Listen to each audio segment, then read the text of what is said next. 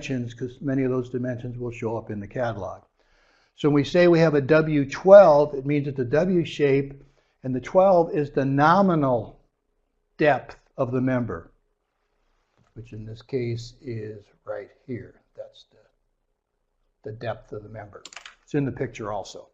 Okay, then you have the next column that says the cross-sectional area. You need the cross-sectional area for many of the calculations, so it goes ahead and calculates it for you. In this case, 7.65 inches squared, if I can read that correctly, whatever the number is.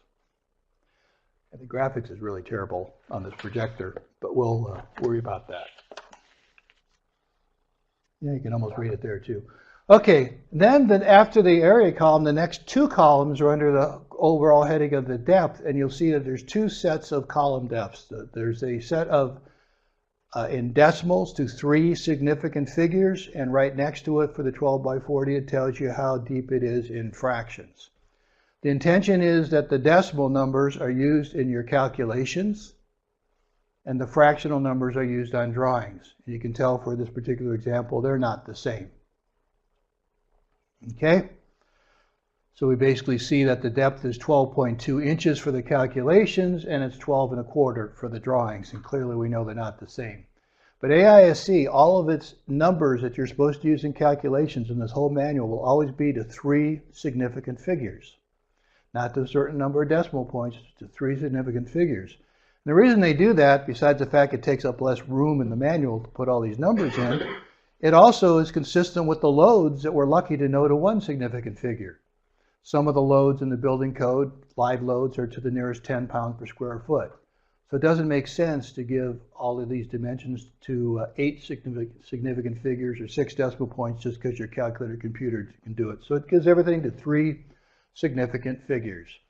After the depth, it gives the web thickness. The web thickness is basically the thickness of the long skinny part in between the 2 flanges.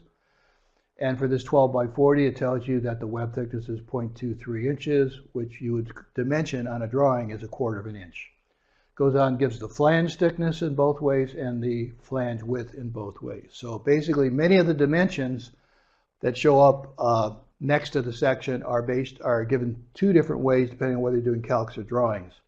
The right-hand side of that chart, page 1-27, gives you a lot of the calculated section properties like moments of inertia and radius of gyration that you're going to use in some of your calculations. So to go ahead and calculate all of this stuff out for you, give it to you so you don't have to do the calculations, you just look it up. Okay, I'm going to kind of talk a little bit about loads. Did Dr. Chelepati talk about loads in the structural analysis thing? Did he get into that at all? Did he get into load combinations? Okay. Then I'll cover it. Okay, so basically within the building code, which sometimes refers to another document called ASCE 7, there are loads. Dead loads are you pretty well going to calculate based on what everything weighs. You know how much concrete weighs, 150 pounds per cubic foot. The steel weights you have, the W12 by 26, the 26 was how many pounds per foot it weighed. And the live load you would get out of the building code, it depends on the occupancy.